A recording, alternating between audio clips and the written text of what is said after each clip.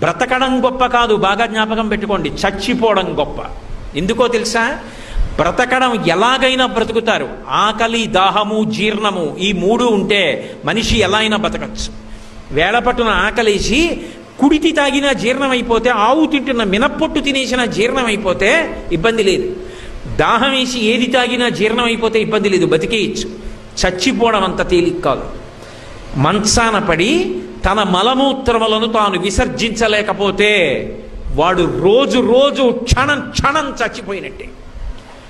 ఆ మలమూత్రములు తన శరీరంలోంచి బయటికి వస్తే పురుగులు పుట్టి శరీరాన్ని కొరికేస్తుంటే సొంత భార్య కూడా కంపులోకి రాలేక, పనివాళ్ళు కూడా చెయ్యక, గది తలుపులు వేసేసి కుక్కకి పెట్టినట్టు గిన్నెలో తీసుకొచ్చి అన్నం పెడితే తాను చేసిన పాపాలు జ్ఞాపకానికి వచ్చి కుమిలిపోతే రక్షించేవాడు ఉండడు.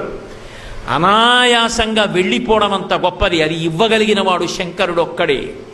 అందుకే బ్రతికినంత కాలం ధర్మాన్ని పట్టుకుని బ్రతికిన వాడు ఎవరి దగ్గర చెయ్యి చాపకుండా బ్రతికి, ఎవరితో చేయించుకోకుండా పరమ సంతోషంగా భగవన్నామని చెప్పుకుంటూ వెళ్ళిపోతాడు. అంతకన్నా ఏం కావాలి మనిషికి?